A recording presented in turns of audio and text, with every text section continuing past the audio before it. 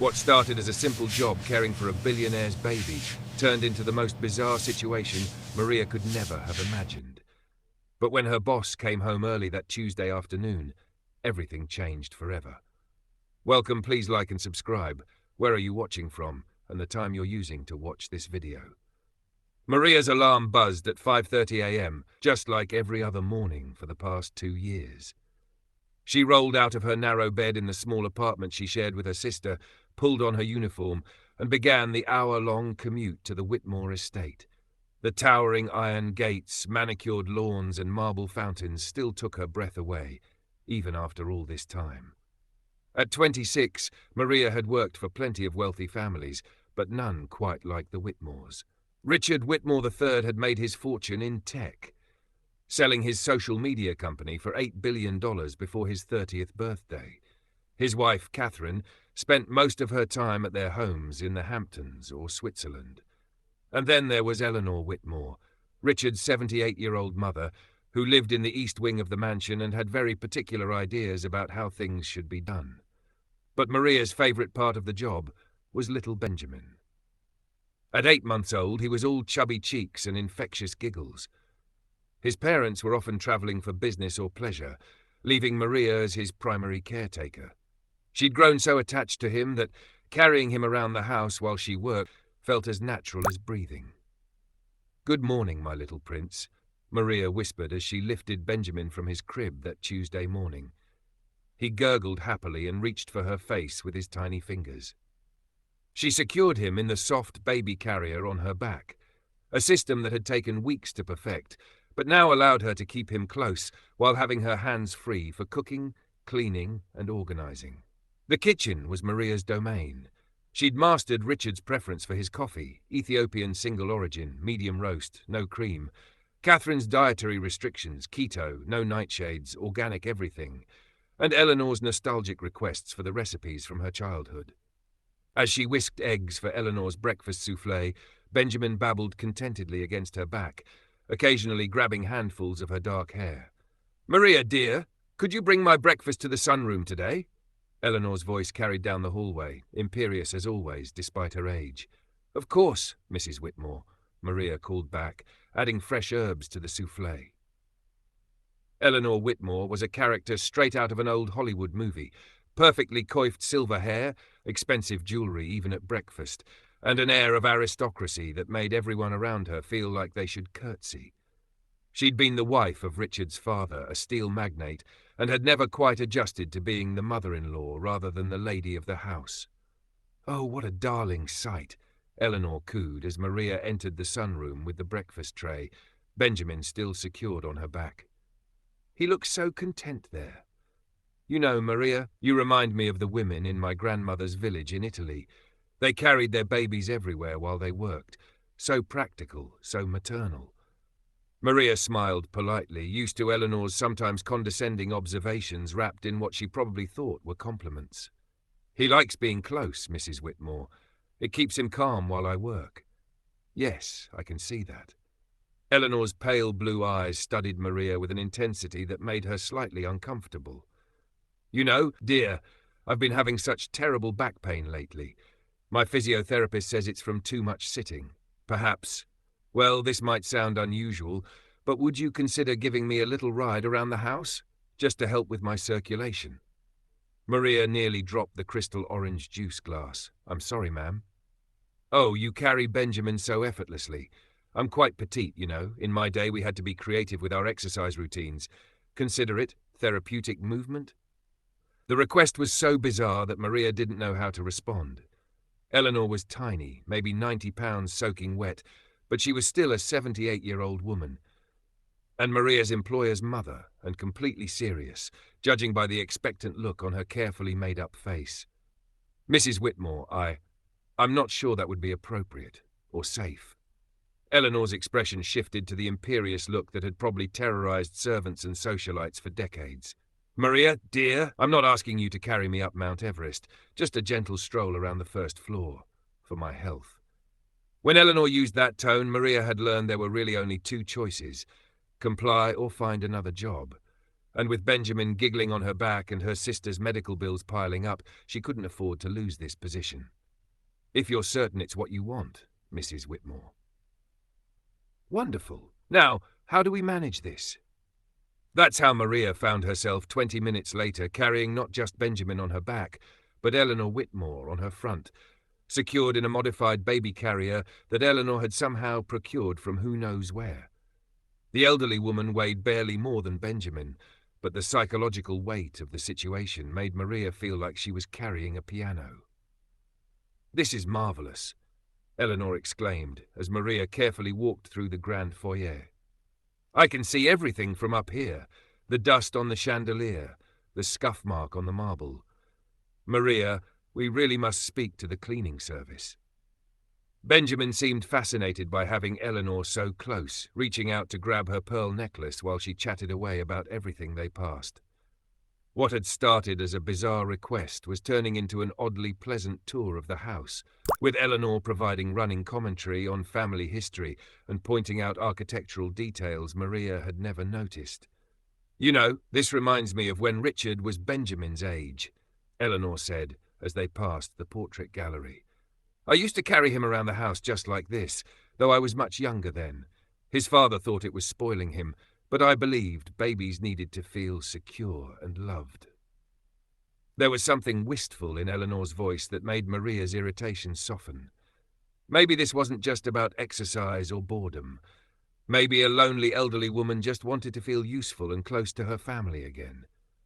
As the days passed, Eleanor's requests became routine. Every morning after breakfast, she would appear with her modified carrier, and Maria would dutifully secure her alongside Benjamin for their daily constitutional around the house. Eleanor had even bought matching sun hats for herself and Benjamin, claiming it was for their afternoon garden tours. "We're quite the sight, aren't we?" Eleanor would say, admiring their reflection in the hallway mirrors. The modern Madonna and child and grandmother.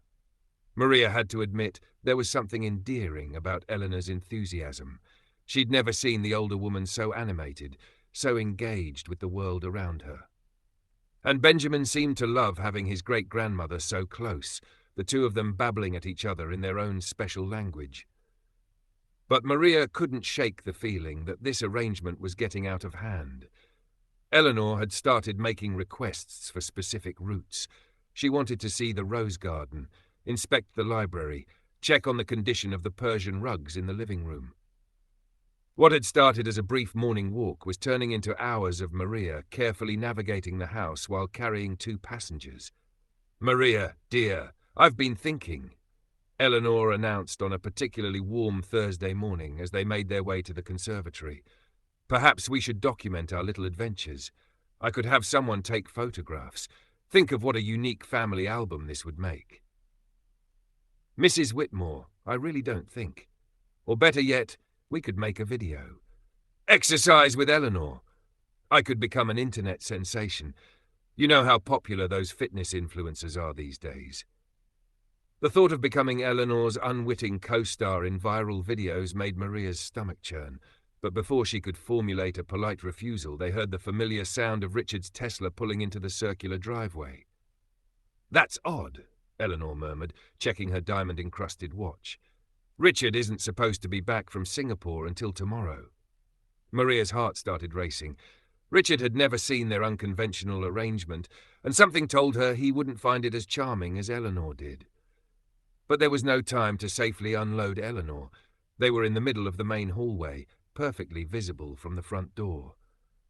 The heavy oak door swung open, and Richard Whitmore stepped inside, loosening his tie after the long flight. He looked every inch the young billionaire, tall, sharp-featured, and radiating the kind of confidence that came from never having to worry about money. His dark hair was slightly mussed from travel, and there was a tired set to his shoulders that suggested the business trip hadn't gone well. He looked up from his phone, probably checking messages or stock prices, and froze. For a moment, the hallway was completely silent except for Benjamin's happy babbling and the gentle tick of the grandfather clock. Richard's expression went through several stages: confusion, disbelief, and something that might have been horror. "What in the hell is going on here?" he asked. his voice dangerously quiet. Eleanor, apparently oblivious to the tension crackling in the air, waved cheerfully from her position on Maria's front. "Richard, darling, you're home early! Maria and I were just taking Benjamin on his afternoon constitutional. Isn't this marvellous? I feel 20 years younger." Richard set down his briefcase with deliberate precision, never taking his eyes off the bizarre tableau in front of him. "Maria, would you please, carefully, put my mother down?" "Of course, Mr. Whitmore." Maria's voice came out as barely a whisper. Her hands shook slightly as she began the process of unbuckling Eleanor from the carrier, while Benjamin gurgled obliviously on her back. "This isn't what it looks like," Eleanor said as Maria helped her to the ground, though her tone suggested she wasn't entirely sure what it looked like herself. "Really?" Richard's eyebrows shot up. "Because what it looks like is that I'm paying someone to use my mother as a piece of exercise equipment." "Now, Richard, that's not fair," Eleanor began, but he cut her off with a raised hand. "Mother, please, go to your room. We'll discuss this later." His tone was the kind that suggested decades of being the responsible adult in the family, despite being the youngest person in the room.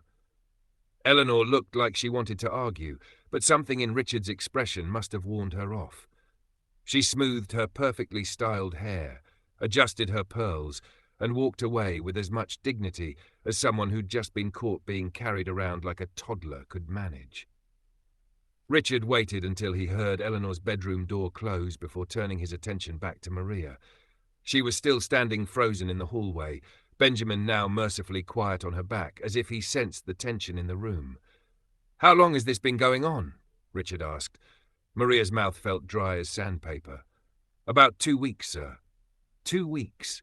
He repeated it like he was trying to process the information. "And you thought this was appropriate?" "Sir, I tried to say no at first, but your mother insisted. She said it was for her health, for exercise, and I couldn't afford to lose this job."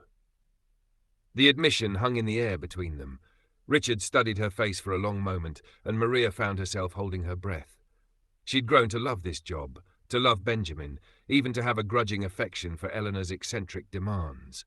The thought of losing it all made her chest tight with panic. "Take Benjamin upstairs and put him down for his nap," Richard said finally. "Then meet me in my office." The 20 minutes it took to settle Benjamin in his crib felt like the longest of Maria's life. She changed his diaper, sang him his favorite lullaby, and kissed his forehead, wondering if it might be the last time. Then she walked slowly down the hallway to Richard's office, feeling like she was heading to her own execution. Richard was standing by the floor-to-ceiling windows that overlooked the garden, still in his rumpled business suit. He'd poured himself a glass of something amber-coloured from the crystal decanter on his desk. "Sit down, Maria," he said without turning around. She perched on the edge of one of the leather chairs across from his desk, her hands folded tightly in her lap. "I owe you an apology," Richard said, finally turning to face her. That wasn't what she'd expected. "Sir? I know my mother. I know how persuasive she can be when she sets her mind to something, and I know you were in an impossible position." He sat down across from her, his expression weary. "But Maria, you have to understand, what if she'd been hurt? What if you'd tripped or fallen? The liability alone." "I was very careful, Mr. Whitmore. I would never do anything to put your mother or Benjamin at risk." "I believe you. But that's not the point." He rubbed his forehead like he was fighting a headache. "My mother has been lonely since my father died. Catherine and I are away too much, Benjamin is too young to be real company, and she misses feeling needed. But this isn't the solution." Maria nodded, not trusting herself to speak. She could hear the dismissal coming. "However," Richard continued, "I've watched you with Benjamin for 2 years. You love him like he was your own son. You've been more of a parent to him than Catherine or I have, if I'm being honest. And despite today's unconventional circumstances, you've never given me reason to doubt your judgment or your dedication." Hope flickered in Maria's chest. "So here's what we're going to do. First, no more carrying anyone other than Benjamin. I don't care what my mother says or how persuasive she is. That stops now." "Yes, sir." "Second, I'm going to hire a companion for my mother, someone closer to her own age who can provide appropriate social interaction. and help her find more suitable activities. That sounds wonderful, sir. Richard smiled for the first time since he'd walked through the door.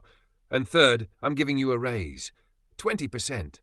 Consider it hazard pay for dealing with my family's eccentricities. Maria felt tears prick at her eyes. Mr. Whitmore, I thank you.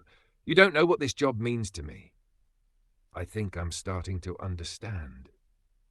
He stood up and walked to the window again. You know, when I was Benjamin's age, my mother used to carry me around the house constantly. My father thought she was spoiling me, but she believed children needed to feel secure and loved.